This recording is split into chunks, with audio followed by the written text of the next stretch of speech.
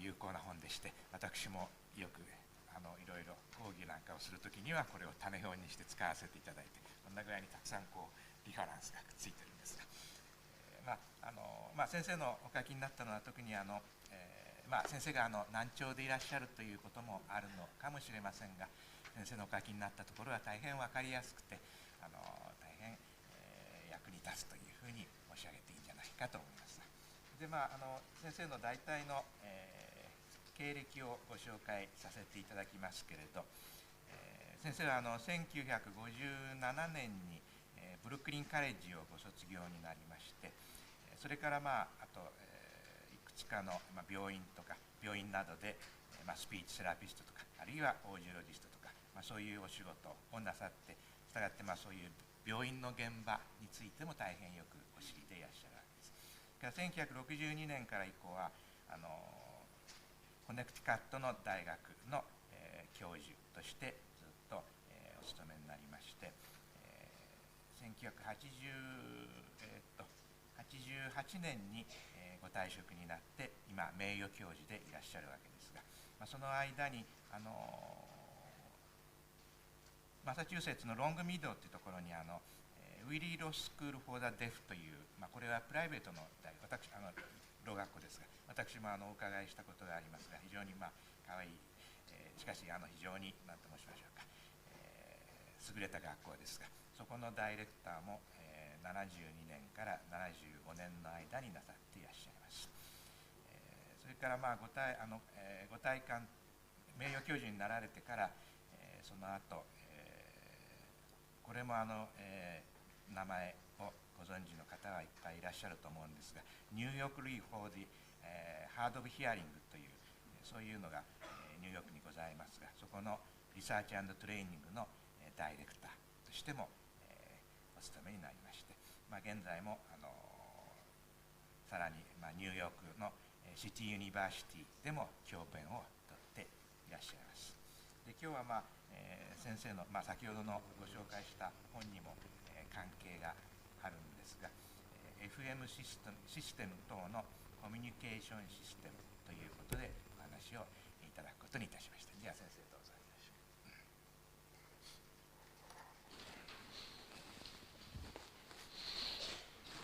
ろしく。Thank you. I appreciate coming, and I will stop every few minutes so Mr. Nagai can interpret for me. 日本に来られて非常に嬉しく思います。少しずつ喋りながら通訳を交えて進めていきます。I'd like to start by telling you a little bit about myself. I wear hearing aids, and I have about an 80 or 90 decibel hearing loss. 私のことについて少しお話しします。私は補聴器を装用してまして、だいたい80から90デシベルの聴力損失を持っています。I used to direct a school for the deaf, and I've been very much involved in educational audiology, and so I talk to you now as a professional and a consumer. 私は長い間オーディオロジーの教育に携わってまして、また補聴器の、消費者でもあります。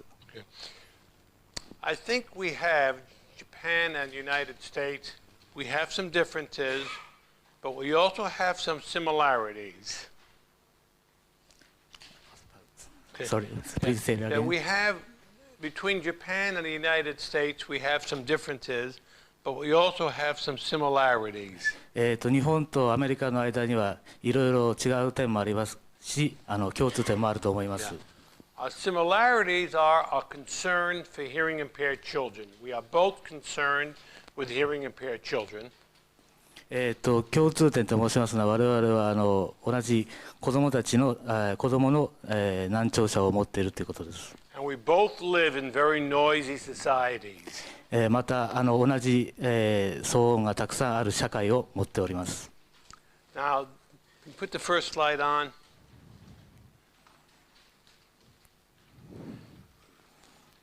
The noise would not be a problem if it did not have more of an effect upon people with hearing losses than it does upon people with normal hearing.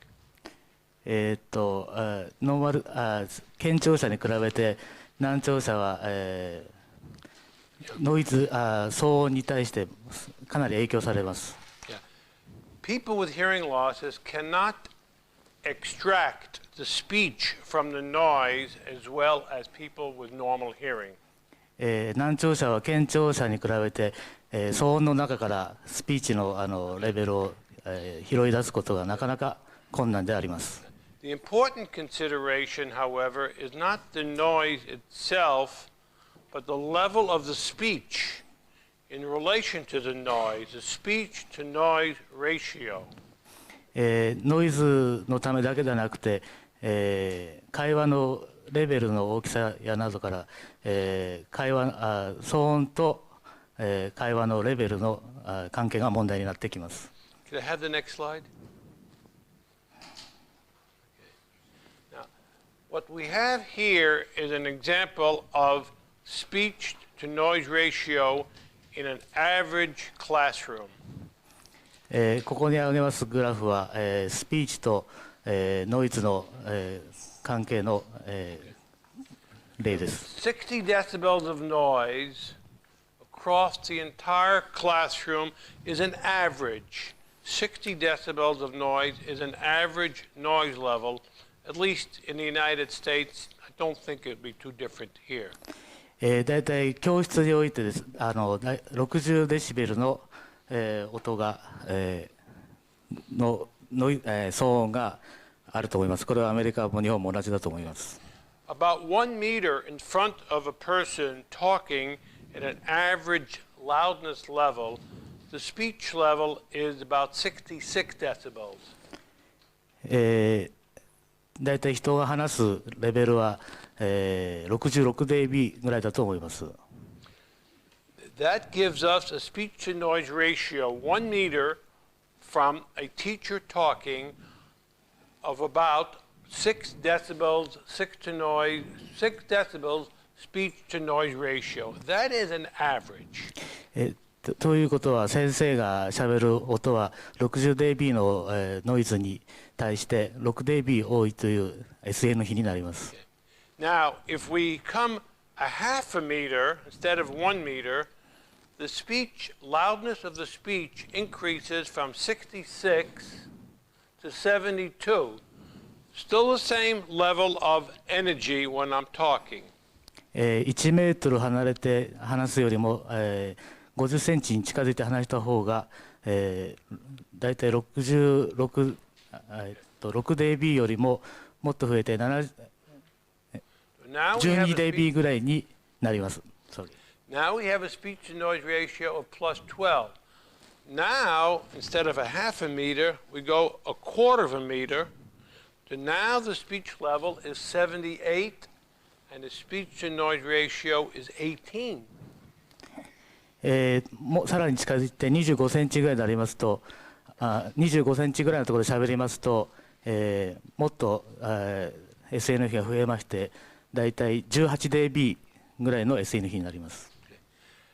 And now, if we put a microphone about 1/8 of a meter in front of my lips, 6 inches in my terminology, we go from 78 to 84 decibels. 84 decibels speech over here, and the speech to noise ratio now is 24 decibels. さらにトランスミッターの送信機のですマイクを、口元に近づけますと、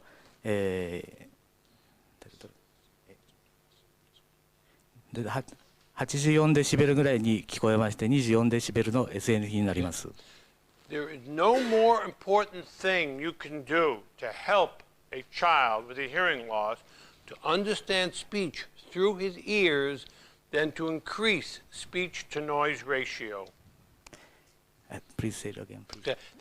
The most important thing you can do to help a child use his ears to understand speech is to increase speech to noise ratio. 最も子どもの聞こえを助けるためには、SN 比を、増やすということが最も重要な要素になります。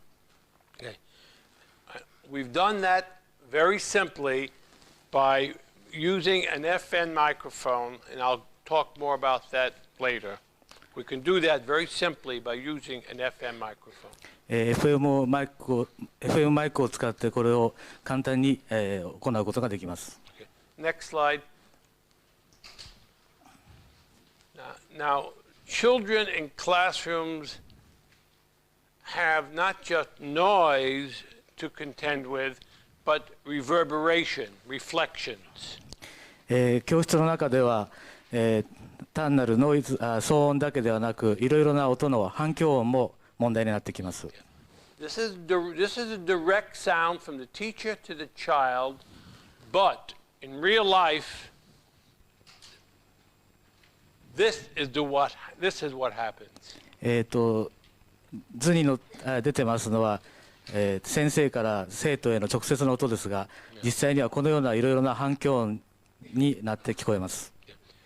Speech not only comes directly from the teacher to the child, but comes to the child from every direction in the room.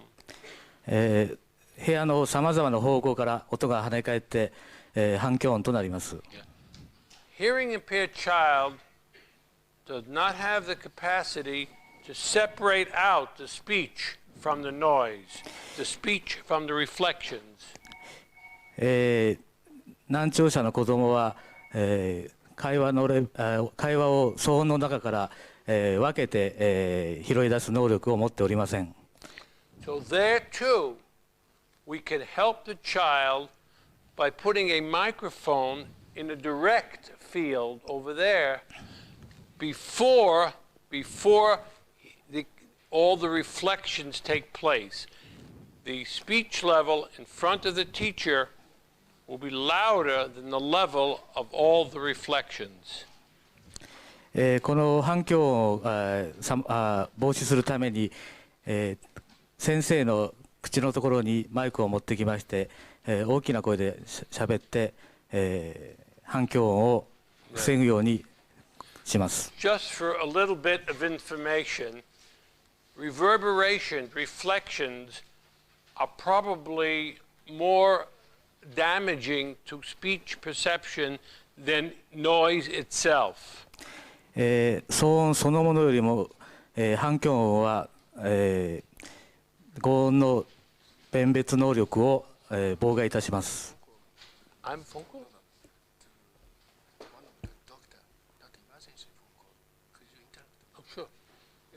島大学の増田先生いらっしゃいますでしょうか。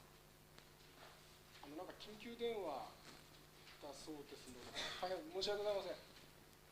なんかこちらの会場にかかってしまいました。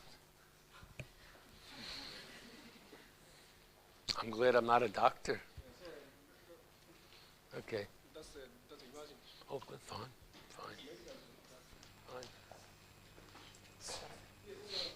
Okay. Could I have the next slide? Now let's talk about the effect of the same conditions upon normal hearing children and hearing impaired children.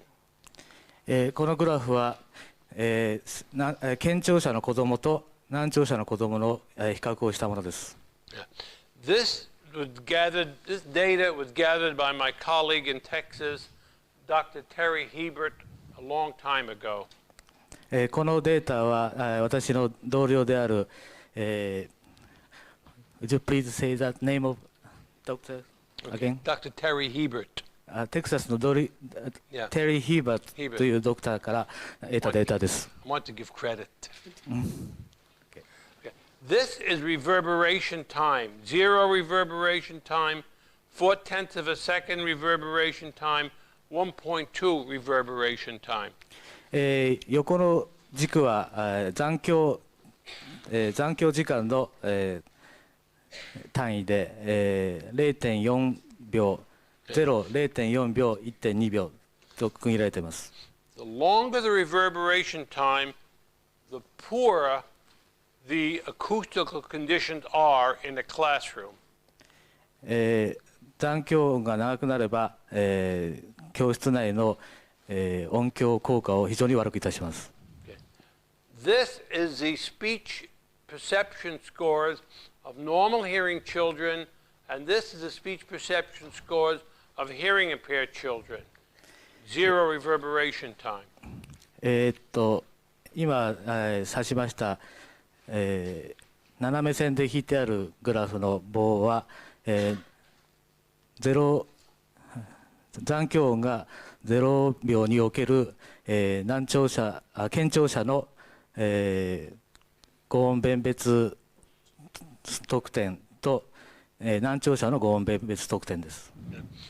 Notice the difference between the normal hearing and the hearing impaired gets wider the longer the reverberation time. 健聴者と難聴者の、語音辨別得点は、残響音が広がるにつれて悪くなっていきます。What this shows is that the same acoustical conditions have a relatively greater effect upon hearing impaired children. 同じ音響状況下において、難聴者の場合は健聴者よりももっと急激にその語音辨別の度合いが悪くなっていきます。The next slide. This is for hard of hearing children only. Let me take a minute to explain it. Okay. This is the speech perception scores in quiet for hard of hearing children under conditions of 0 reverberation time, 0.4 of a second, 1.2. The first one. The speech perception scores of hard of hearing children in quiet at 0 reverberation time, 0.4 of a second, and 1.2.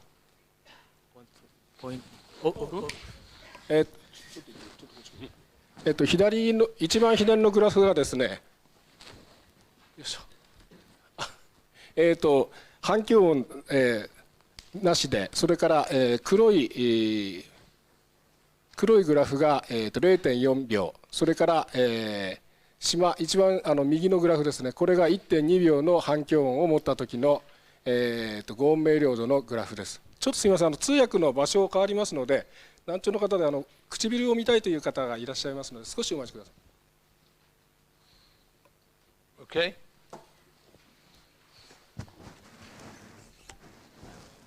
Okay.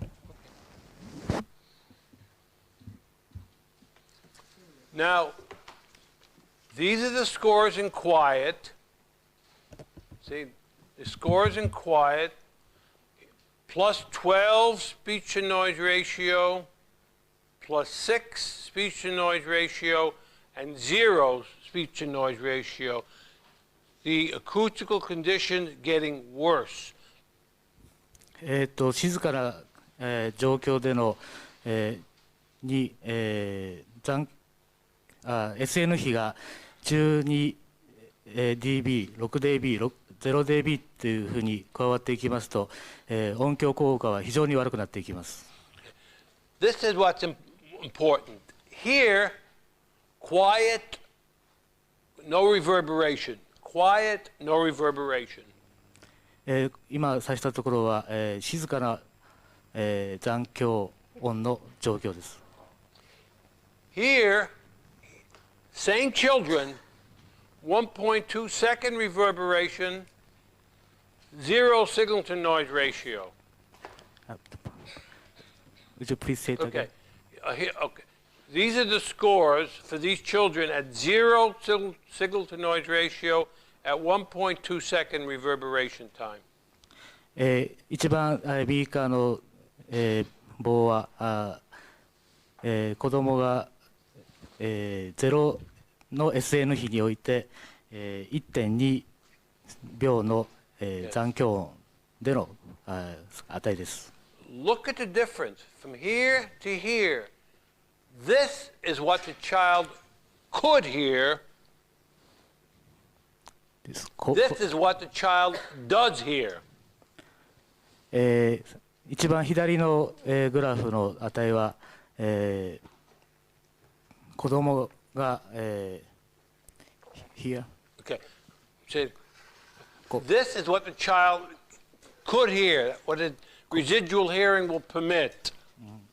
This is what the acoustical conditions brings it down to, 83 to 11%. すいません。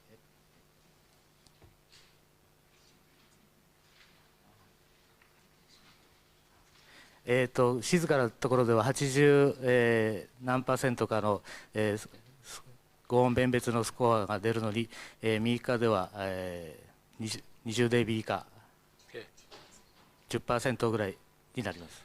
すいません。We have a situation where a child can understand 83% through ears, actually in a classroom understanding 11%. 83% の、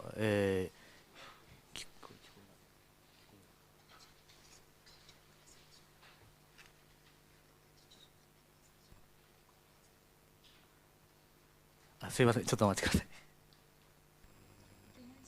Say it again? Okay. We have a situation where a child could hear 83% of speech, but in the classroom is really hearing only 11%. 教室の中では実際には83% の、静かな教室では、静かな状況では 83% 聞こえるのに、実際の教室のレベルでは、だいたい11% の、スコアしか出ません。That is what the difference that can be produced by a good FM system. A good FM system, used properly, will help the child go from here to there. FM システムを、上手に使うことによって、この 11% から、83% まで、スコアを引き上げることができます。Okay. Have the next slide. This is another demonstration of the effect of noise upon normal hearing and hearing impaired people. このグラフはまた違う、面から、ノイズ、騒音においての、健聴者の、移り変わり、健聴者と難聴者の比較を、したものです。Speech to noise ratio here, speech discrimination here. 横の線は、SN 比、縦の軸は、5音弁別の、パーセントです。This is hearing impaired people, normal hearing people. 黒丸の、線は、難聴者、四角い、ところの線はノーマルな、正常者の。Notice two things. At a 0 or plus 6 speech and noise ratio, the hearing impaired people get 30%. 難聴者では SN 比 6dB において 30% の5音弁別のスコアを得ます。At the same signal to noise ratio, the normal hearing people get 90%. Big difference. しかし、健聴者の場合は同じ SN 比 6dB において 80% の5音弁別のスコアが、出ます。すいません、90% です。Now we'll look at it the second way. At 50% score, the normal hearing people get 50% at a -3 signal to noise ratio. 逆に言いますと、5音弁別の、得点が 50% を得るためには、健聴者は、SN 比が、マイナス 3dB で、得ることができます。The hearing impaired get that same 50% at a plus 12 speech to noise ratio. しかし難聴者の場合は 50% のスコアを得るためには SN 比が12 dB 必要です。15 decibel difference. この間には15 dB の差があります。It's like the hearing loss causes 15 decibels of noise in the environment. これは、15 dB のノイズを環境下で、上げていることになります。That is what we try to overcome with a close microphone, an FM microphone. この状況を、FM マイクで、マイクを口の元で使うことによって、この状況を打破するということが FM の、特徴です。Next slide. Now we'll talk about FM systems. What is an FM system? ではこれから FM システムとはどういうものかをご説明いたします。Okay. It's a radio. It's an FM radio. これは FM のラジオと同じような、理論です。The microphone, a transmitter, wireless transmission to an FM receiver. ワイヤレスの、送信機を使いまして、無線で、レシーバーにシグナルを、送信いたします。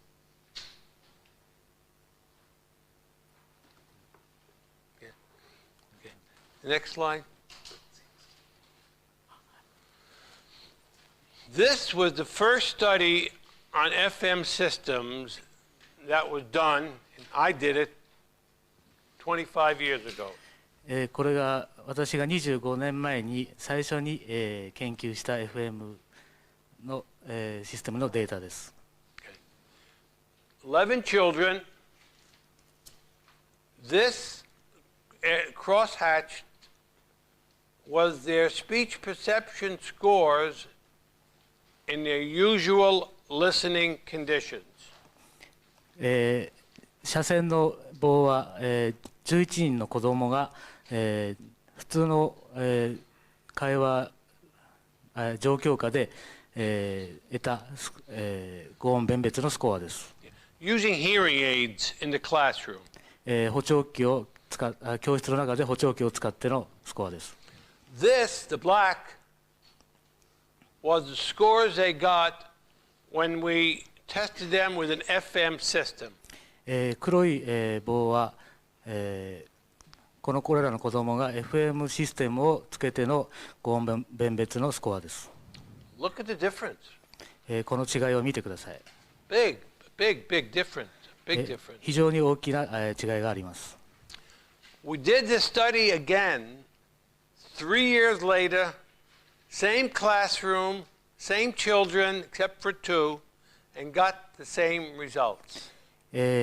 これから3年後に、また同じ教室で同じ状況で、同じ子どもたちを、テストした結果、全く同じ結果が得られました。The next slide. Now, FM systems are been developed for 25 years or more. This is a conventional FM system. FM システムができてから大体25年ぐらい、いろいろ進歩してきましたが、これは、通常使われていた FM システムです。FM microphone, transmitter, FM receiver, directly coupled into a hearing aid. FM マイク、そして送信機、レシーバー、それから、コードで直接つながれた、レシーバーです。They work very well, except you have to wear this on the body and the hearing aid. Okay. Plus, we never know if the frequency response is going to be the same with the FM as with the hearing aid alone. これらは非常によく、機能しましたが、FM マイクの特性とレシーバーの特性が一致することはなかなか難しいことでした。Once you couple an FM into a hearing aid, you change the frequency response. 補聴器を FM のレシーバーにつないだ場合、特性が、変化いたします。Audiologists work very hard to get the right frequency response for a child with a hearing aid. オーディオロジストは、補聴器の、レシーバーにつないだ時の補聴器の特性を、FM にマッチさせるために非常に苦労しました。Once they couple that to an FM system, it may change in unpredictable ways. Once you couple it to an FM system, it may change in unpredictable, in ways you don't know. 補聴器を FM システムにつないだ場合、予想できないような特性の変化が起こりました。Yeah. Next slide. Same with this. Here's the FM receiver, a loop system, hearing aids. これもまた、FM システムですが、レシーバーから、ループにつながっていまして、そして補聴器をつけたものです。Frequency response obtained with the loop is different than what you get with a hearing aid alone. ループをつけた場合の、特性は、補聴器だけつけた時の特性とは全く違うものになりました。Next slide. Here's an example. 3 frequency responses. ここに3つの周波数特性の、例があります。One with a microphone. 一つはマイクロフォンの特性です。One with a loop. 一つはループの特性です。And one with a direct audio input. 下のは、レシーバーに補聴器をつないだ場合の補聴器の特性です。Same hearing aid. Different responses. 同じ補聴器でありながら、これだけ違います。Okay. Next slide. Now, many of you use loop systems in classrooms for educate when you in your classroom when you educate your children. 教室では、たくさんの方がループシステムをご使用になっていると思います。The loop system, microphone, amplifier, and the loop around the room. マイクロフォン、アンプ、そしてループから成り立っているものです。They also can work well, but there are many more variables. これも非常に効果的なものですが、いろいろな、変化があります。Now, I think you all must know them, but I'll just name a few. すでにご存知かと、いろいろな方がご存知かと思いますが、少し例を挙げてみます。The frequency response you get with the telecoil is different, usually, than the response you get through the microphone. テレコイルから得られる特性は、通常マイクから得られる、特性と異なります。The frequency response and the strength of the amplified signal depends upon, let me say that smaller, okay. The way the telecoil is positioned in the hearing aid changes the frequency response. 補聴器の中でのテレコイルの位置によっても、周波数特性は違ってきます。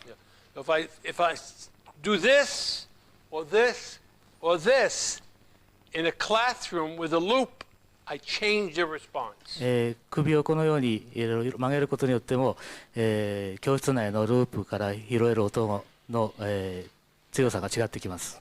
If I walk from the loop to the center of the room, it gets weaker. 教室の真ん中に行くに従って、感度はだんだん弱くなっていきます。All these things can be managed, but it adds complications. Pardon? It adds problems. It all can be managed, but it adds complications. Okay. なんとかコントロールできるかもしれないですけど、かなり違っていきます。So where are we now? What should we do? The next slide. ここで何をするかというと、There we go. Now, this is the first behind the ear, and I'm wearing it. これは First behind the ear FM BTE hearing aid. これは耳掛け型の、FM システムです。Okay.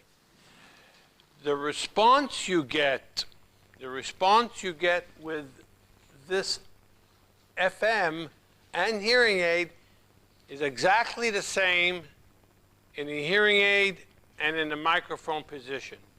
No, in the hearing aid and the FM position, the same response. FM の特性と補聴器の特性は全く同じです。Okay. Next slide. This is the receiver. これがレシーバーです。The features in the receiver. Volume control, tone control, output control. ボリュームコントロール、トーンコントロール、出力コントロールです。This is what is very interesting. ここの部分は非常に面白い部分です。You have a mode switch. I can use this on M as a microphone only, as a hearing aid only. Okay. この、モードのスイッチは、補聴器のみまたは FM のみで切り替えることのみに切り替えることができます。I can use it FM only, or I can use it for both. 私は、通常 FM のみかまたは FM と補聴器の両方のモードにしています。Next slide. This is the transmitter, and there's some interesting features on this too. これは送信機でこれにはいろいろな面白い、機能があります。Two of the interesting features with number is one is you have a gain control that you can control the level of the transmitted FM signal. ゲインコントロールというものがついてまして、FM 波の強さをコントロールすることができます。You have a tone control. You can increase the high frequencies. Increase the high frequencies. That's very nice. またトーンコントロールがついてまして、送信、高い周波数を、増幅することができます。And you have an auxiliary jack that you can plug directly in from a VCR or a TV. また、外部入力端子がついてまして、ビデオやテレビなんかの音を直接、拾うことができます。Okay.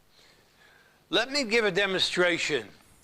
ここでちょっとデモをしてみます。There'll be a little action here. Okay, here, let's just see. Okay.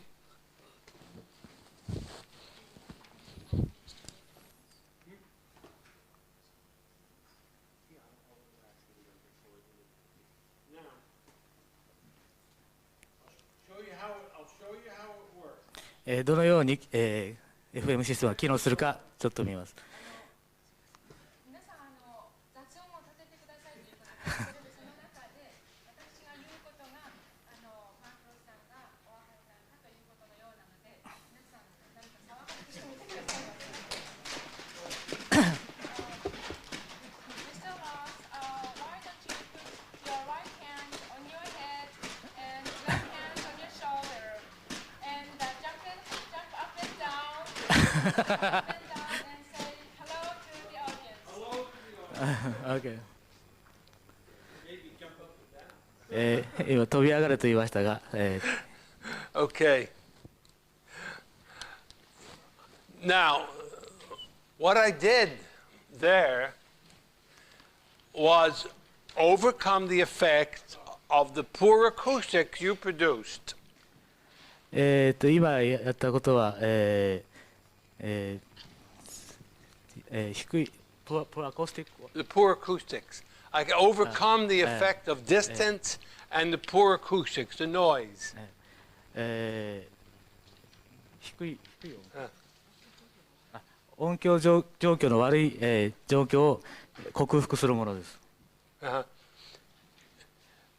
And I could understand her perfectly. 彼女は一番よく理解しています。I think that was kind of fun. Okay. すみません、彼女の言うことは全部私は分かりましたと。Next slide. Now this is the frequency response through the FM channel with an 85 decibel input. これは、FM チャンネルで85デビ入力時の、周波数特性です。This is the frequency response through the hearing aid channel with a 65 decibel input. これは補聴器の、チャンネルでの65デビ入力時の特性です。The reason for that is when I have a microphone here, it's 85 decibels into this microphone. その理由としては、私これくらいのマイクの距離で85デビの音を出しているからです。And some distance away, it's less, 60 or 65 decibels. 少し離れてしまいますと65、66デビぐらいになってしまいます。Notice that we have exactly the same frequency response through both channels. Noise? We have exactly the same frequency response through both channels. 両方の、チャンネルにおいて全く同じ周波数特性を合わせることができます。Okay. The difference in output is a design feature because we want to give preference to the teacher.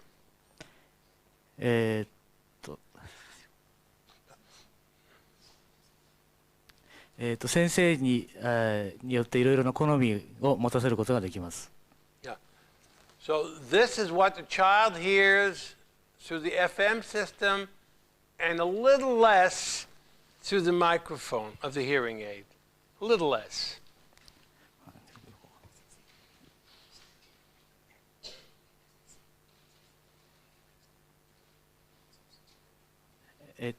すみません、上のカーブは、先生がしゃべる状況の、カーブで、下が子ども、たちがつけるときの、特性になります。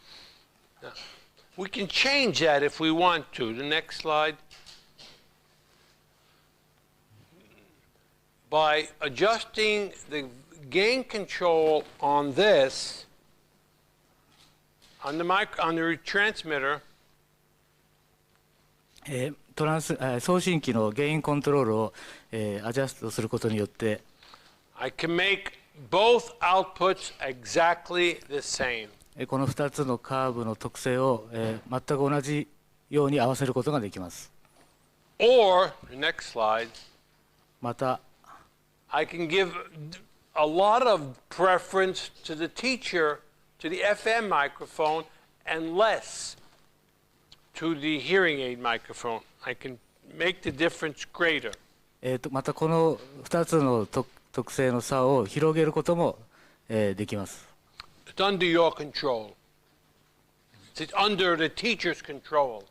これによって、子どもたちを、先生のコントロール下に置くことができます。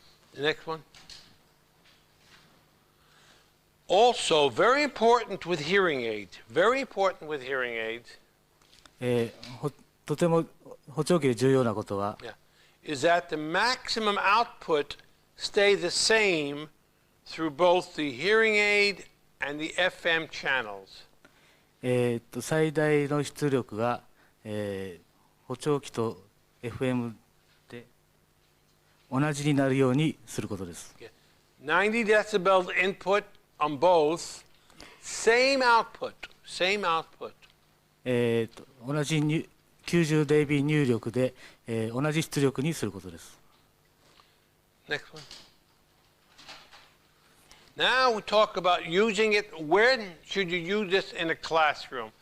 I think there are some handouts for this, Mr. Nagai. No.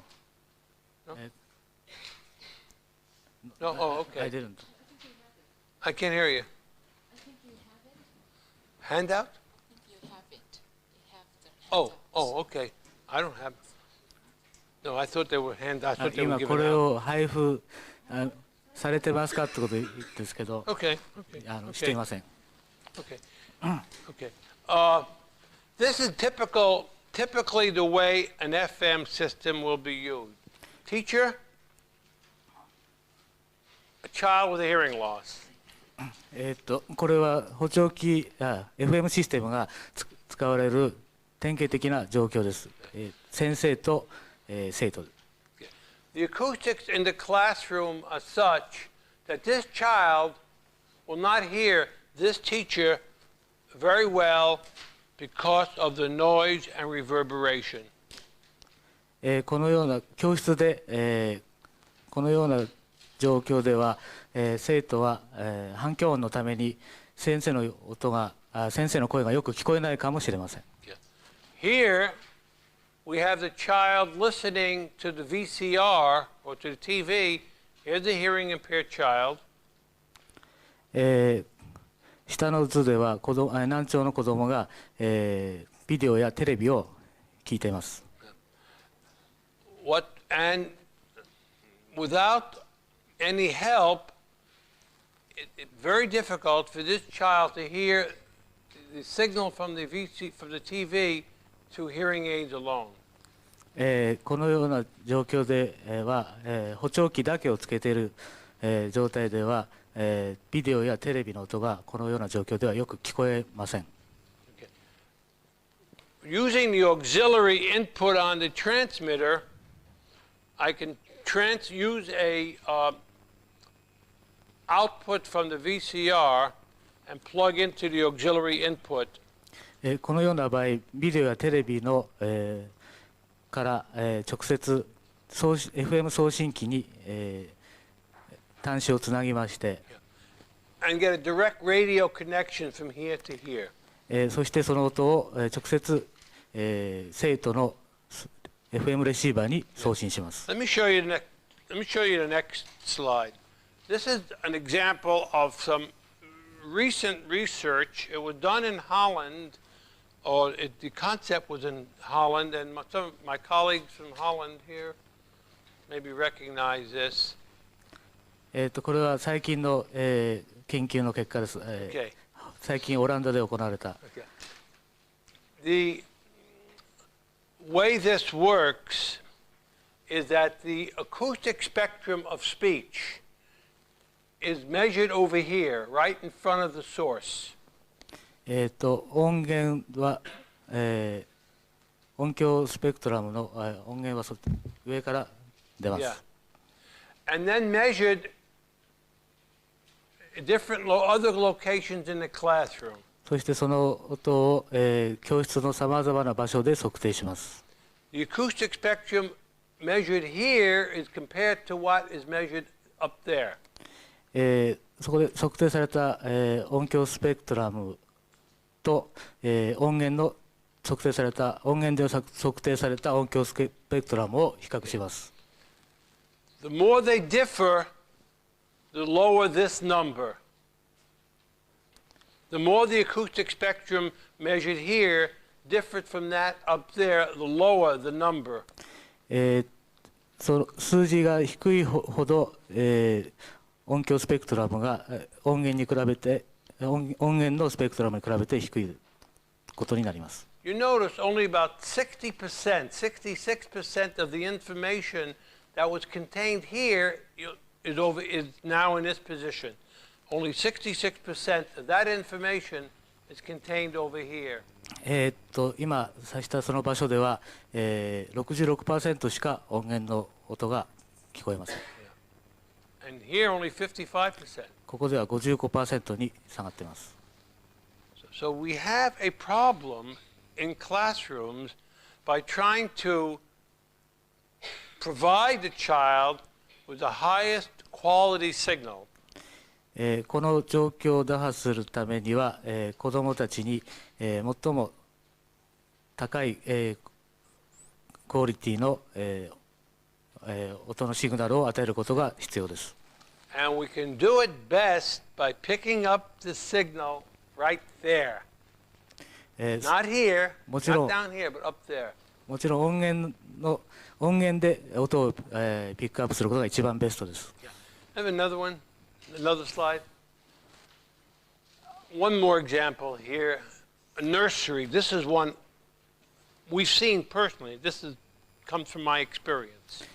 またここで挙げますのは私の、経験から得た状況です。Teacher talking to a child wearing hearing aids. 先生が、生徒に、話しかけます。生徒は補聴器をつけています。And a lot of other little kids, little children making a lot of noise in the background. 後ろの方で、たくさんの子供が、騒音を発しています。This child hears nothing. その補聴器をつけた子供は何も先生の声を聞こえることができません。So we need an FM system. ここで FM システムが必要となります。The next one. Here's some pictures. Now, this is a classroom of one child sitting in front of a kindergarten class. これは幼稚園の、中の教室の風景で、Teacher wears a microphone. 先生は、マイクロフォンを持って装着して、The child has an FM system. 子供は FM システムをレシーバーをつけています。The new FM system is only this. しかし Not this anyway. That's it. Over there. 今新しい FM システムは耳にかけるタイプとなっています。So now we have eliminated this part. We just have that. 腰につけている部分を取り除くことができました。Yeah. Next. We can use FM systems all home as well as in school. I'll just go through some pictures. FM システムは学校の教室だけではなく、家や外で使うこともできます。Teaching your child to ride a bike.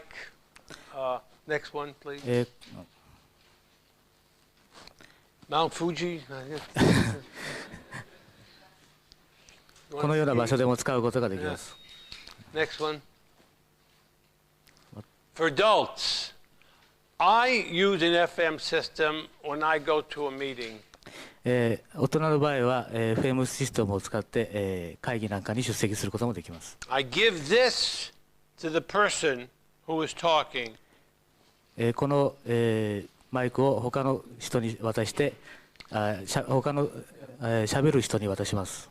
When I go to a lecture, I give this to the person talking. そして、講義をその人に対して行います。Or, next slide.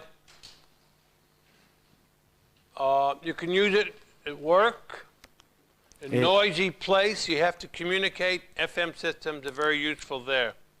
非常に騒音の多い職場なんかでも、お互いにコミュニケーションを取るために FM システムを使うことができます。Whenever I go on a tour, sightseeing, I give this to the tour guide. 観光旅行の中に行った場合もツアーガイドに、マイクを渡して、使うことができます。Up to this, whenever I go on a tour, I was running behind the tour guide all the time. 一旦マイクをツアーガイドに渡すともうツアーガイドの後をついていくしかありません。To get close, now I don't have to. 離れないように、ずっとついていくだけです。Okay. Next one. Talking this in a truck. When I go to a restaurant, a noisy restaurant with my wife,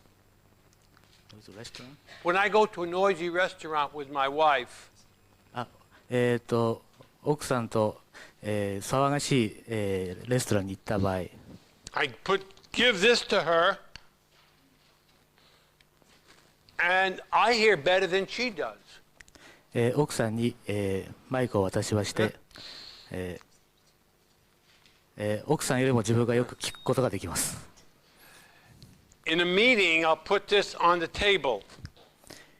話している間、with an auxiliary two microphone, another microphone in the auxiliary input, and this microphone over here. One microphone here and one microphone there. 会議などでは、送信機を、机の上に置きまして、外部、入力端子を使ってマイクを両方側に、取り付けることができます。FM systems are not just for children; they're for anybody who has a hearing loss. FM システムは子どもだけのものではなく、難聴者みんなのものです。Right now, the most important step that can be taken to help people with a hearing loss 今、難聴者を、助けるための最も、大切なステップは is to increase the speech to noise ratio. SN 比を増加させることです。The best way to increase the speech to noise ratio is get the microphone close to your mouth. SN 比を増加させるには一番、良い方法は、マイクロフォンを口に近づけることです。Next. Now, this quick way of clinically evaluating an FM in a clinic. There's a way of evaluating an FM system in a clinic. クリニックにおいて FM システムを評価する方法です。Administrators and teachers need numbers that proves that the FM system can help. 先生などはFM システムの効果を数値で、見たいと思います。This is the way to get the numbers. ではその数値を、出します。First, we have 60 decibels of noise right at the position of the person's head. 頭の位置で、後ろから60 dB の騒音を出します。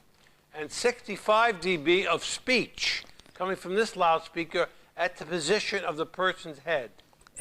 また前方から、頭の位置で65 dB 聞こえる、音をスピーチレベルを出します。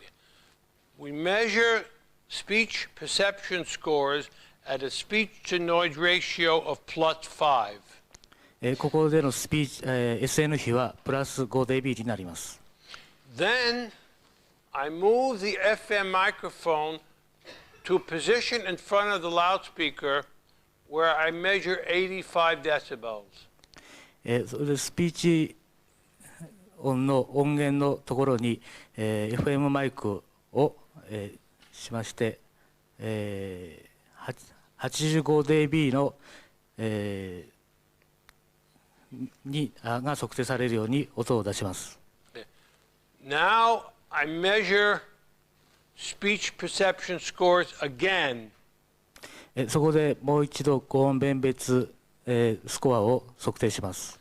Only thing that's changed is the addition of the FM system. ここで FM の、マイクロフォンを使うことによって、And when I can show much higher speech scores picking up the signal here than here, I can demonstrate its effectiveness. 高音弁別のスコアを飛躍的に、上げることができます。Just say it again? Yes, please. Okay. When I can demonstrate higher scores with picking up the signal here than I did here, I can prove how effective it is.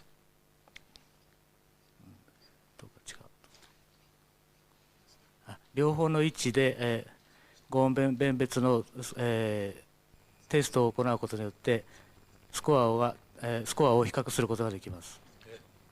It's in the book, in the FM book. I'm not sure how much time I have, but I think I can answer questions. You wanted me to be.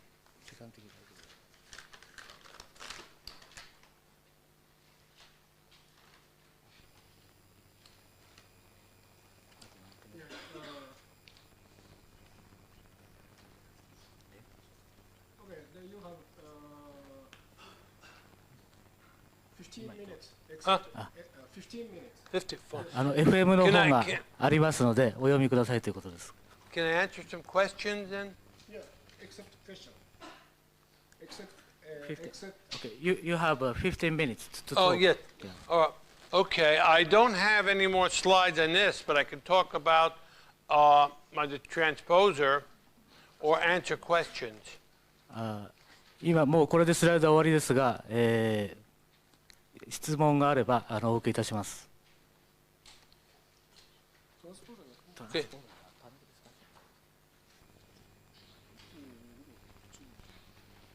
Okay. Let me. Okay. I do want to say thank you to Mr. Nagai, who had a much harder job than I did. Sorry. Much harder job than I did. Thank you very much. Thank you very much. But I do. If I have 15 minutes more, Yes. can I answer questions that anybody has? I would be delighted to do it, or discuss some of the work that I've done with the transposer. So, Mr. Chairman.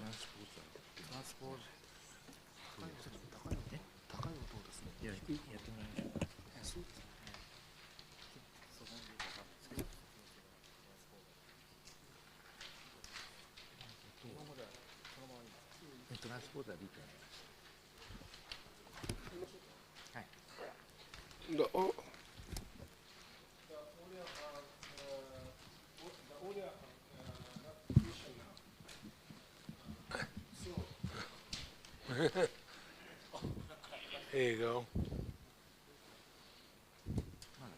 クッションはまた後から、それトランスポート終わってから。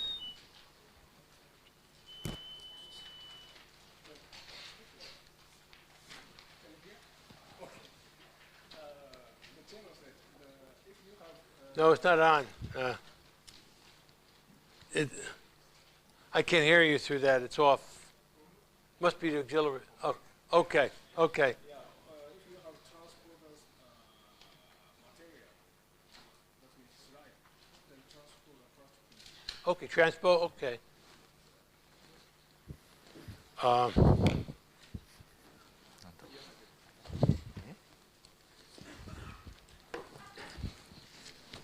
Get the overhead projector.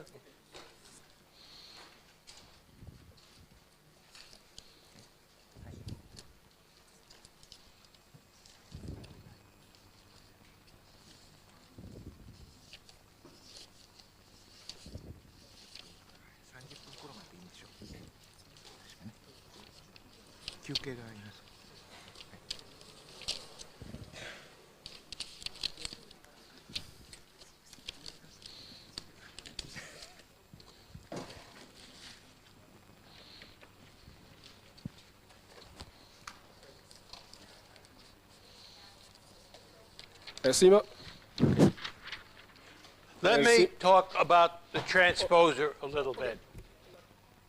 Can I say a little bit comment to our audience? 申し訳ございません。FM 補聴器の説明は一応終わったんですけれども、彼はトランスポーザーというシステムの、OHP を持っているんで、質問を先に受けようか、それともこれを説明しようかという話が今チェアマンの方にございまして、じゃトランスポーザーの話をしてほしいというふうなお話をいたしました。ただ通訳の方のですねリハーサルを全然やってないんで、もしかしたら少し迷惑かけるかもしれませんけれども、そう長い時間ではないと思いますので、よろしくお願いいたします。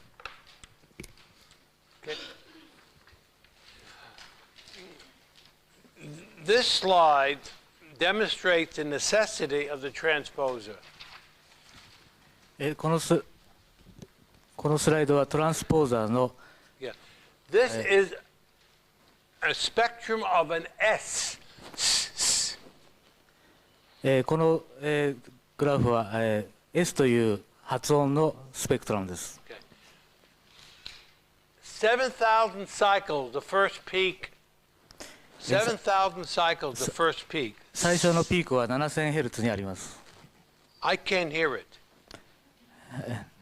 私は聞くことができません。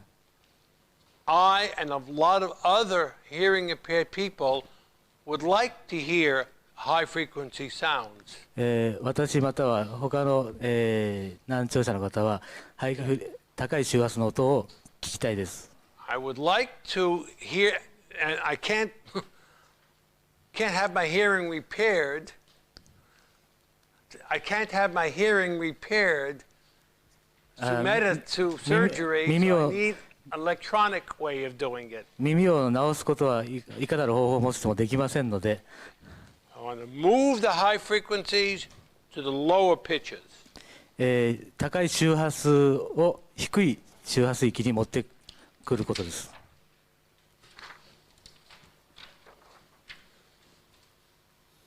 Transposer does this by making decisions. トランスポーザーは、どちらかを決定することによってこれを実現することができます。Sh, ash, ash. The transposer decides is low frequency.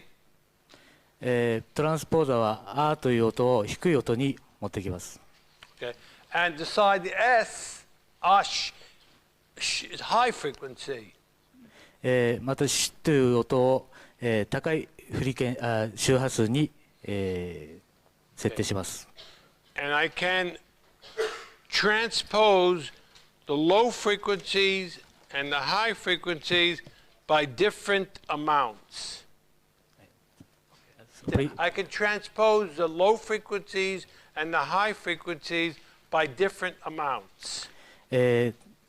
高い、周波数と低い、周波数の量を、置き換えることができます。Sure, this is the, here, do this way is better. Okay. Here is, oh. Where is he? Oh. Here is frequency, intensity. 今指しているのが、あーという声のですね、shifted from here to here. 音なんですけれども、その薄い方からですね、濃い方の、周波数へシフトさせます。つまり低い方の音に転調させるだけです。Here is the SH. Normally. シという音ですね。僕はなかなかできないんですけれども、シという音をですね、これも同じように、転調させます。And shifted from here to here. かなり大きくですね、高い周波数 4000Hz 付近から低い500、600Hz というところに転調させます。Let's look at it in time. Spectrogram. 上がスペクトラムグラムです。ESOT. This is with a high fidelity recording. ESOT. これはですね、ESOT という音のですね、スペクトログラムの記録例です。ESOT. だそうです。Through a conventional hearing aid. これは普通の補聴器を通した時の音です。S is gone. ここら辺がなくなっています。つまり高い音がうまく再生されていません。Does not have good high frequencies. A conventional hearing aid does not have good high frequencies. Here's the S. No S. With transposer, here, the S. これはトランスポーターの例ですが、今指しているところの周波数コンポーネントのところにその高い音を移しています。From here, this energy is transposed to this.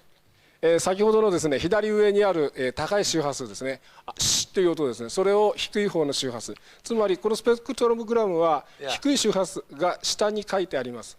It sounds E, not E, E, cut. Here to here. そういう発音の音をああいうところに転調しています。すいません。Okay. The T from here to here. そのタっていう音のですね、やっぱり高い音をやっぱり下の方に転調させています。High frequencies have shifted down. Does not sound like S and T. 高い周波数をですね、シフトダウンさせています。Person has to learn how to use these new sounds. ちょっと聞いてなかった。すいません。ちょっと他のこと考えてました。シフトダウンすることによって、つまり、音を変えています。So this is how I transpose the consonants. Now here are the vowels. I can transpose the vowels too. このちょっとどこ指してます？ These are the vowels. Sorry. Okay. Which is pointed out? E transpose ah. 母音のと and ah. Okay. 母音のところはそのままにして高い周波数だけ自動弁別して低い周波数に移すということをやっています。Notice how the vowel formats 母音のフォーマットはこのまま残っています。get lower and lower. They go lower frequency and lower from here to here to here. They move down. 低くこう落としています。Worked very fast. 10 milliseconds. 10 ミリ？10 milliseconds. 10ミリセカンドで動作いたします。It shifts from the consonant mode to the vowel mode in 10 milliseconds. 高い音、低い音に変調するのに10ミリセカンドしかかかりません。Another feature. 別の特徴ですが、This is a time intensity chart. Time intensity. これは今指したところはですね、高い音圧のところです。Our favorite ESOT is here again.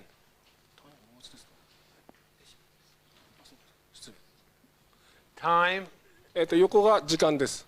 intensity ESOT again. これが先ほどのこれ同じなんですけど ESAT っていうんです。今度は時間軸で表してあります。There is a feature called the dynamic consonant boost.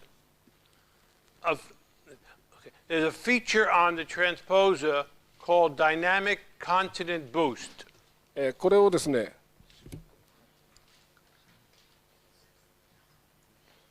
excuse me. A dynamic consonant boost. It's a feature that increases the intensity of the consonants. これがですね、ダイナミックに子音の部分をブーストするような形で出ています。Okay. Only the consonants. 子音だけです。Okay. This is without the boost. This is with the boost. So I can increase the intensity of the high frequencies separately.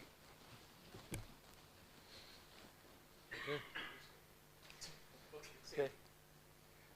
From here to there, from here to there. 点線がですね、上の方へ、という形になります。Okay. Now, I'll show you just a little bit of some results. 少しばかりという結果をですね、使用結果をここに示します。Unaided threshold, right ear, left ear. 補聴器を装用してない時の域値、右耳、左耳別に示します。Okay. Aided threshold, binaural. 両耳の装用域値です。NR はノーリスポンスだと思います。With the 55, 60, 70. 低音のですね、当然ですけど、総用域値がかなり良くなっています。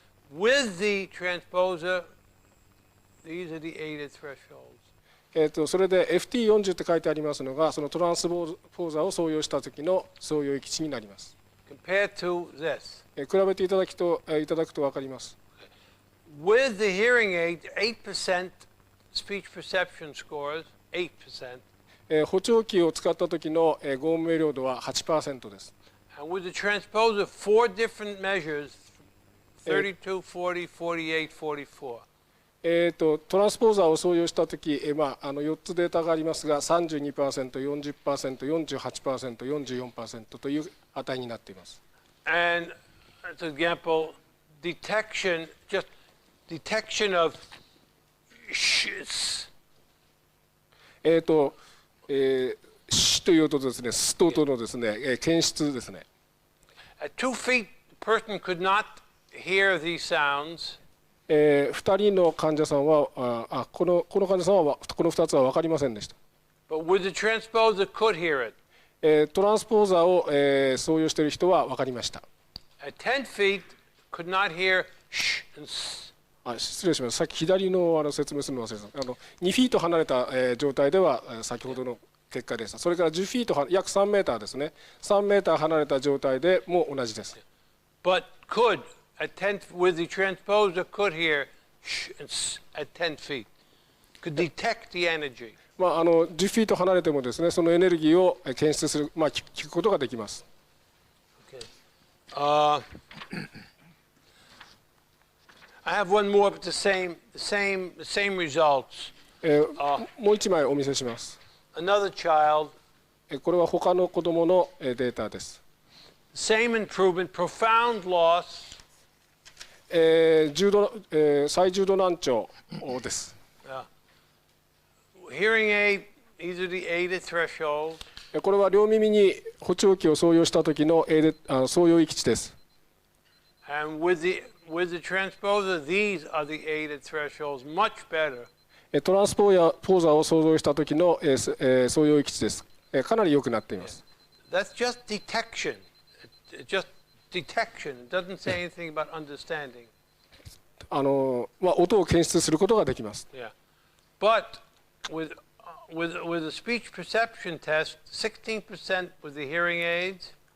合音明瞭度は補聴器を総用した状態では 16%。And with the transposer, 48. トランスポーザーの総用では 48% というスコアになっています。I should point out, this is a closed response test. And there's only 6 choices, so it's an easy speech discrimination test.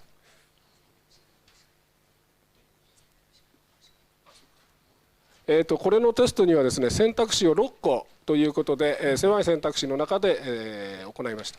And also improve detection threshold at distances. その中でも、検出率がトランスポーザーを使うことによって上がっています。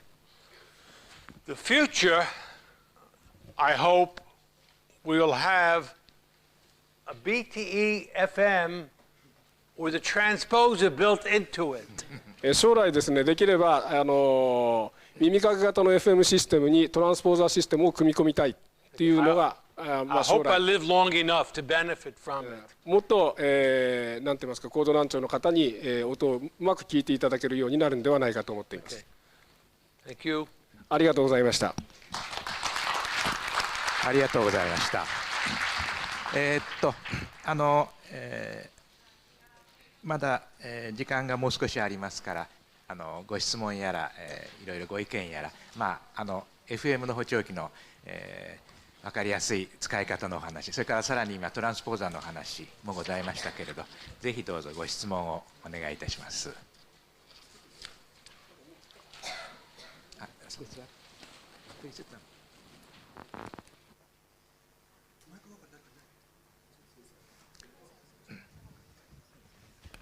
マイク係を任命します。はい、どうぞ。今マイクが回りますから。はい、いいです。聞こえてます。彼のあれはどうした。はい、どうぞ。入ってますか。聞こえてます。前は聞こえます。トランスポーザーのことで質問なんですけれども、弁別検ちょっとお待ちください。こうスとかシュとかそういうね音をこうやって映して聞き慣れないものが聞けるようになるって弁別検査をしてあるんですけれども、どのくらいの訓練をした後に、あるいはどのくらいの訓練が必要なのかと、かなり訓練が必要だと思うんですけれども、どのくらいの訓練でああいうような検査ができるようになるのかという質問です。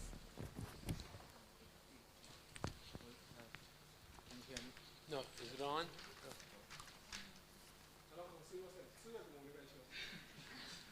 Well, I understand, Dr. Ross, I understand that it takes a long time to have a training to get used to be able to hear through transposer, in the kind of intensive training. How long usually do you recommend for It's a training? very good question.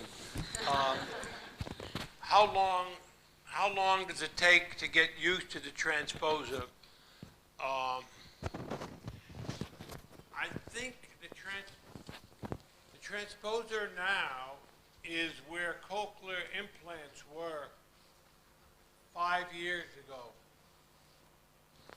You want someone to translate that?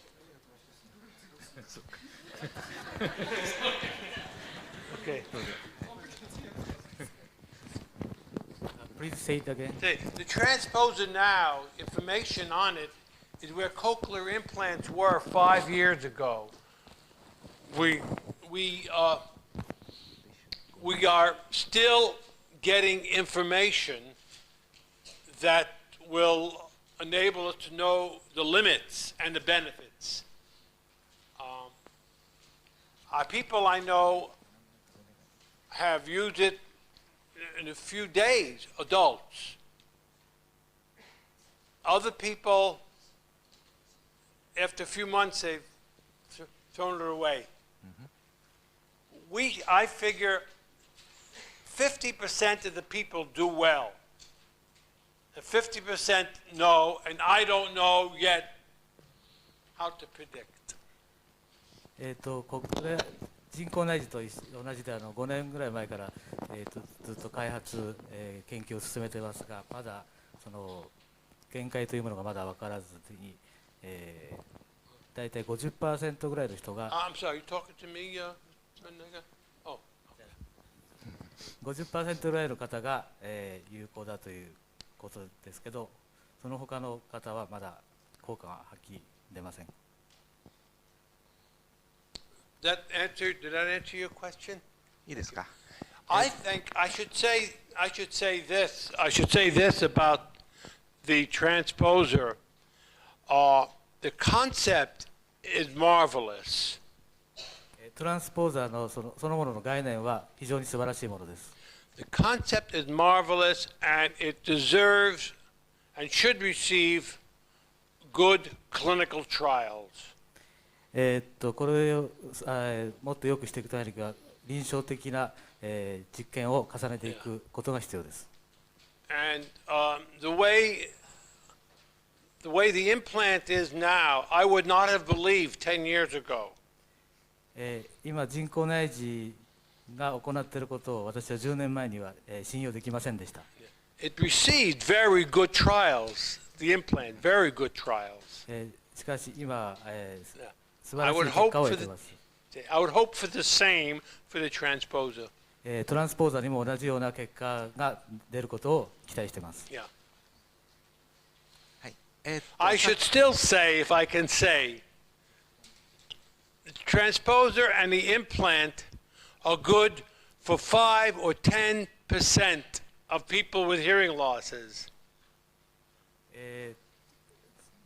The transposer and the cochlear implant are good for 5, 10, 15% of people with hearing losses. 人工内耳もトランスポーザーも、難聴者にとっての10から 15% ぐらいに有効です。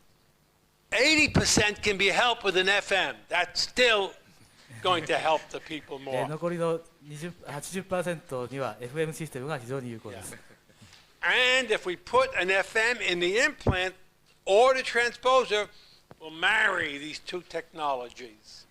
それで、FM システムと、人工内耳またはトランスポーザーのテクノロジーを、合体させることが理想的です。はい、ありがとうございます。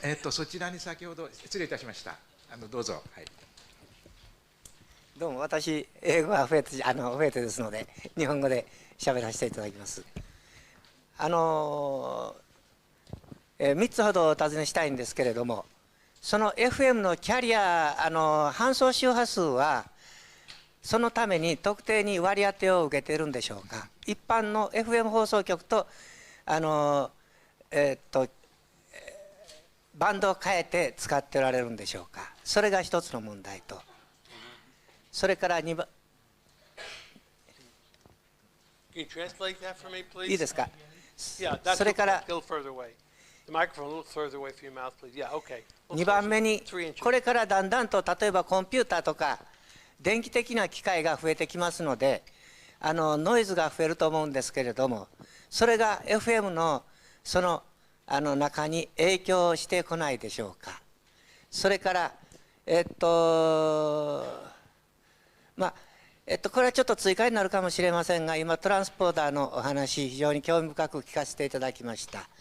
トランスポーターのことは一般、例えばテレビなどでもマイクに細工しておいて基本周波数を上げたり下げたりこの頃自由にしてお遊びが電波で我々の耳に届いておりますが、また電気屋さんへ行きますと、おそらく東京で私は大阪なんで日本橋で中学生がちょっとハンダごとで作るでもってそういうふうなのを自分で手製で作るような回路、これは補聴器じゃないですけど大きいもんですけども、売り出しております。面白いなと思っております。それから日本のあるメーカーさんでかつて補聴器に2つのバンドに分けて高い方の子音部分を強調して、そして低い方の母音部分とのバランスを調整して患者の耳に入れると。でそういうタイプの補聴器、私たまたまあるお年寄りに使ったことがあるんですけれども、それの、特徴としてある大きさの音になると明瞭度がぐっと上がってもう 98% 分かると。それからちょっと下へ下がるともう明瞭性が非常に悪くてどれもわからないと。他の補聴器と比べてそういう特徴のあるのを見たことがございます。ちょっとその2つの質問と1つを追加させていただきます。どうも失礼しまして。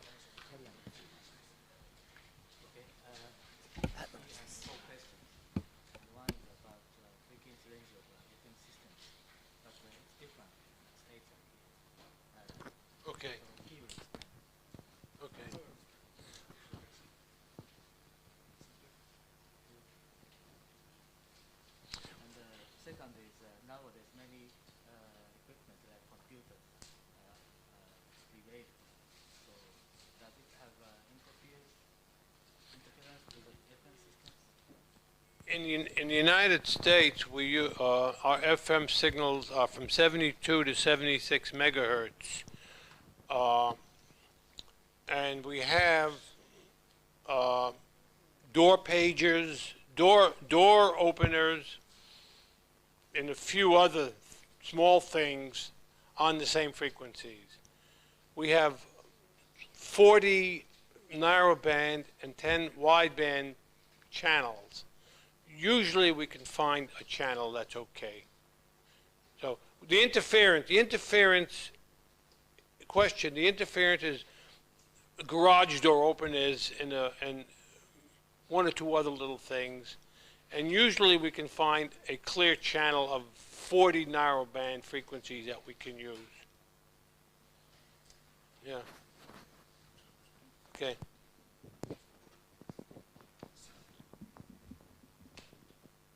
まず周波数バンドの件なんですけれども、周波数バンドは72メガヘルツ帯を使っています。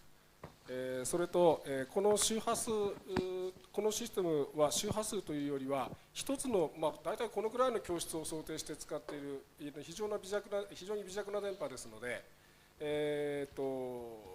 なんて言いますか、かなり強烈な同じ周波数の電波が来れば混信する可能性は十分あります。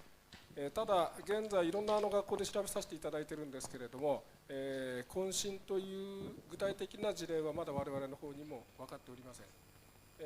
それとあとFM 放送電波と重なることはありません。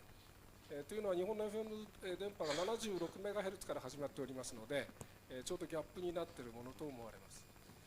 それから何かこう同じ周波数、このコンピューターの雑音等について影響があるかどうかということなんですけれども、皆さんご存知かと思うんですけれども、数年前からいろんな電子機器の電源ケーブルとかですね、プリンターケーブルにコブみたいなものがついているのをご存知かと思うんですけれども、こんななんかコブみたいなのがケーブルについている。それは、フェライト磁石といいまして、輻射電波を取るための磁石がそういったものについております。でそういうような影響もあってか、我々のところでもいろんなコンピューターをそばに置きまして、実験をやってるんですけれども、今のところ、問題はないようです。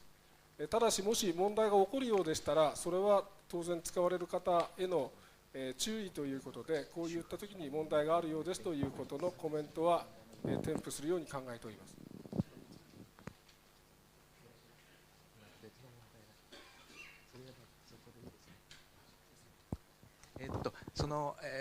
先ほどのトランスポーザーに関係してのお話、ちょっともう一遍お願いできますか。周波数をなんか高いのと低い方。トランスポーザーの件思い出しました。トランスポーザーの一般市販のもので、例えばカラオケの機械ですとか、そういったもので音をシフトさせる機械があるじゃないかということで、半分ずつ、彼と半分ずつちょっとお答えしたいと思うんですけれども、先ほどご説明しましたように、いやこれは僕さっき突然見せられたんで断定的なことは言えないんですけれども、一つ多分違うのは、子音と母音の弁別をいわゆるこうトラッキングっていうか追っかけて見つけて、それで母音だと思ったらシフトしない、子音だと思ったらかなりシフトするということをやっておりますので、これが一番大きな違いなんではないかなというふうに推測します。全体的に落とすのはですね、ご存知のように、今から20数年前、トランスポーザーっていう補聴器がございました。多分我々と同じ年代、またはもうちょっと古い年代でですね、今その真ん中にいらっしゃる新道先生なんかも話しておられるんですけれども、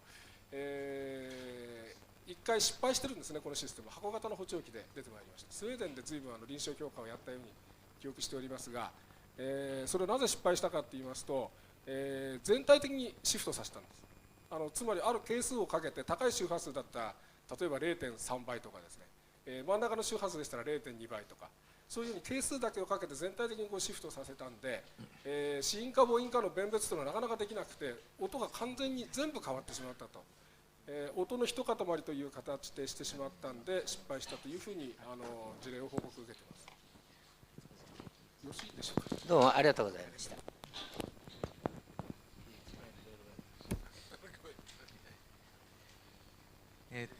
他にございますか。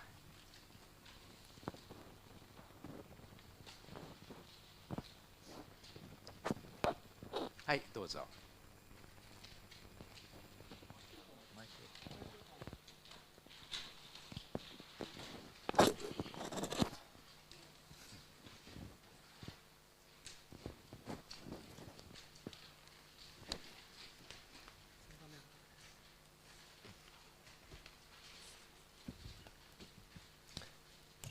FM システムについて、伺います。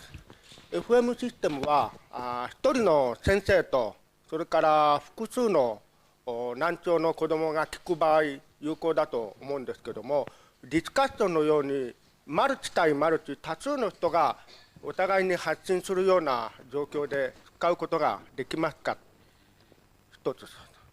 二つ目は FM システムのマイクはどのような特性を持ったものでしょうか。例えば高性のマイクを使うとか、そういうものもできるんでしょうか。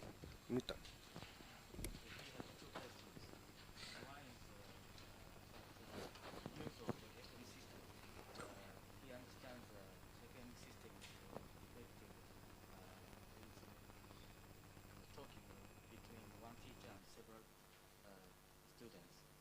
But when we want to have a meeting, many people each other. How FMC system is used in that case? There are different ways to handle that. One is to have a general channel. Yeah. Too many microphones. One is to have a general channel that the whole school shares and different individual channels for different classrooms. 一般の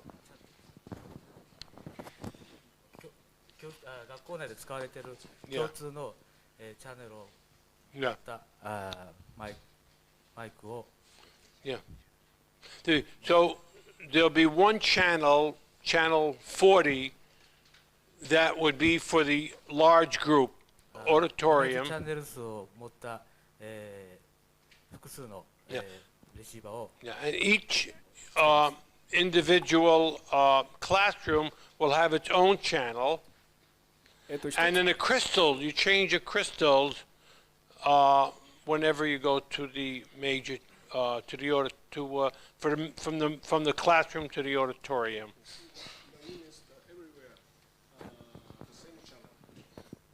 You could have, yeah, you have there are different systems. If you have a replaceable module, you just put one module for the auditorium, and whenever the children go, you plug that in. Or you have some frequencies you could just switch. You switch. So one is one channel everybody shares, and another channel is different for every classroom.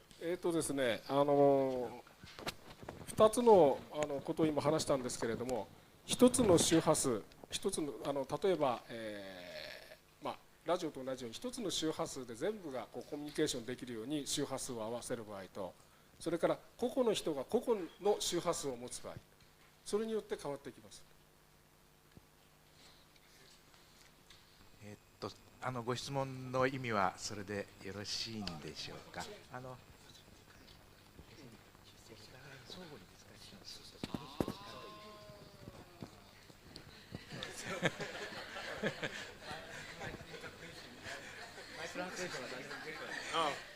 He wants to ask you to some number of people communicate each other. Is a FM system can be used in that case? Not teacher and student, but several people communicate each other. Well, I do it all the time. I mean, I communicate that way just by giving the microphone to the person talking to me. If there are 2 people, 3 people, all with hearing losses, now that's a good question. I could work it out, but it does get more complicated. Maybe center microphone system is available. What? Center microphone system. Center? Center microphone. Yeah. Well, that's a table-mounted microphone that you put in the center of the table, and but I don't think that's what he meant. I mean, I thought he meant if there's like 4 or 5 people in a conversation, and all have hearing losses. One microphone in the center. One person talking at a time. Yeah, it's just a conference microphone. Even many microphones. Yeah. But is it working as a conference microphone? Oh, yeah. One transmitter. Sure. And 2 microphones into 1 transmitter. Sure.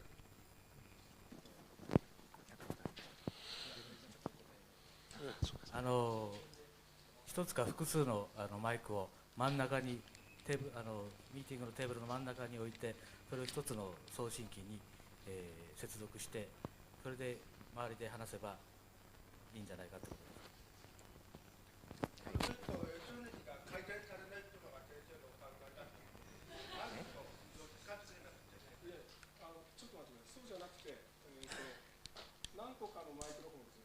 と、例えばテーブルの上に一つのマイクロフォンということですよね。What's that? FM what? 今のお答えなんですけれども、今それであればその SN 比が改善されないじゃないかというのがご質問の趣旨だと思うんですけれども、今申し上げたのは、大きなテーブルの周りに何人かいて、その真ん中にマイクロフォンを置きなさいということではなくて、一人の人が一つずつに、これはなかなか難しいんですけれど、持つことは難しくても、2、3人の人に一つの割合でマイクロフォンを置いて、その信号を集めて送信すれば、全部きれいにコミュニケーションできるんじゃないでしょうかという一つのアイデアなんですけど。よろしいですか。はい、他にどうぞ。あ、もう一つ、すみません、失礼しました。Yeah, okay. Microphone characteristics of FM microphone. What kind of microphone did you have?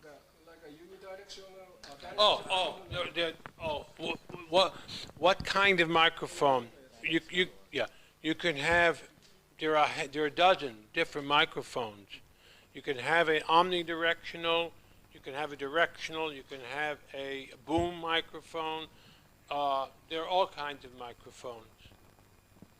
You can have two microphones so you can hear yourself and talk. I mean. And what response? ですね、そのマイクロフォンなんですけれども、送信機側のソケットで入れ替えられるようになっています。従いまして、単一指向性、それから指向性のないもの、それから帽子につけるようなムーブマイクですね、そういったマイクロフォンを使うことができます。特性についてはどうしますか？ The pictures I had showed boom microphones. Some of the さっ pictures. きスライドで示したようにブームマイクロフォンみたいなのも使うことができます。Yeah. The lady.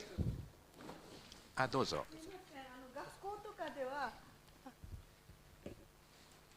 学校とかの教育現場ではそれほど秘密な教育っていうものはないと思いますけれども、大人の会議の場合、大事な会議のような場合、FM システムで盗聴されるとか、そういう可能性はいかがでしょうか。Not too close, but another inch away. Okay. The FM transmitting wave can be listened from other people. Yes. Yes. Yes.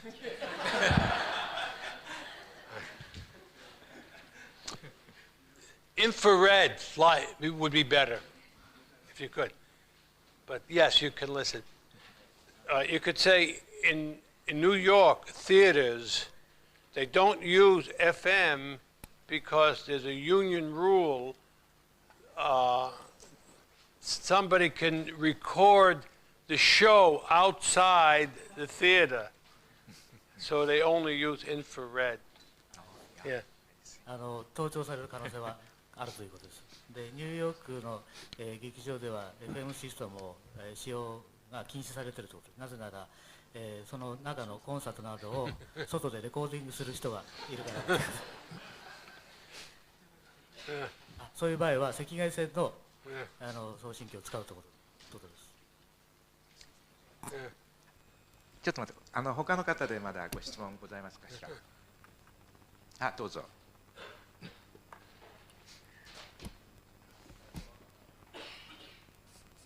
FM の方が15デシベルで検査をして、先ほどですね、SN の評価のところで FM は85デシベル、そして、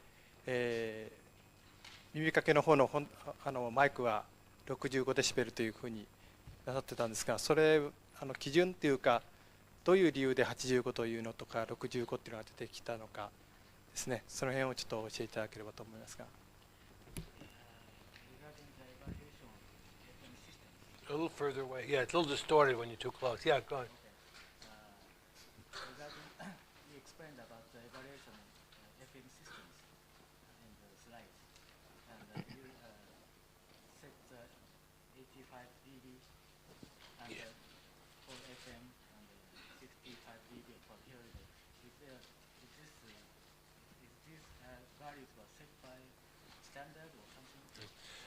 There are no standards now for evaluating FM systems. Yeah, yeah. 別にそういう基準とかそういうのはないそうです。その設定に対して。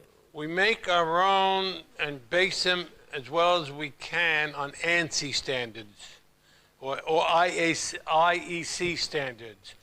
So we try to make them explicit, base them in IEC, but there are no approved standards.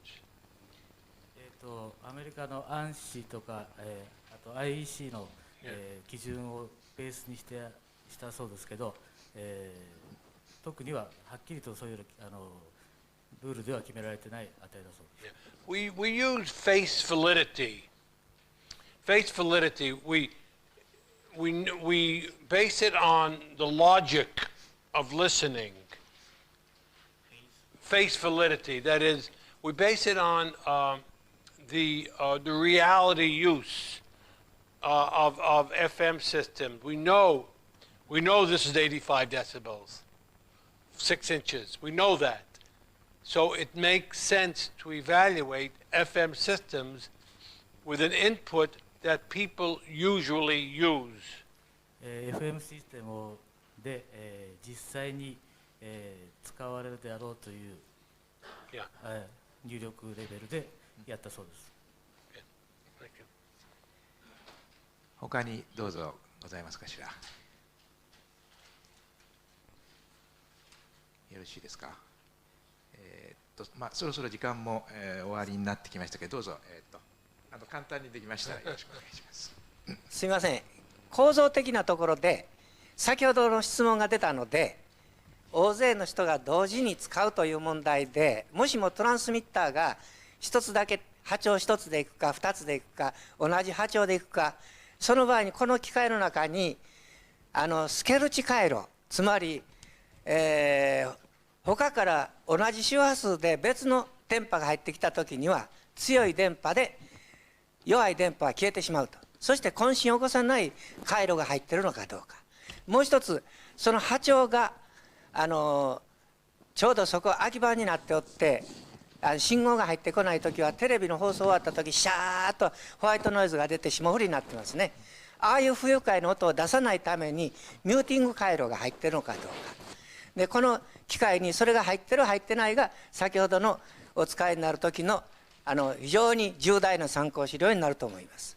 それからもう一つ、先ほど低周波の特性曲線を見て山がありましたですね。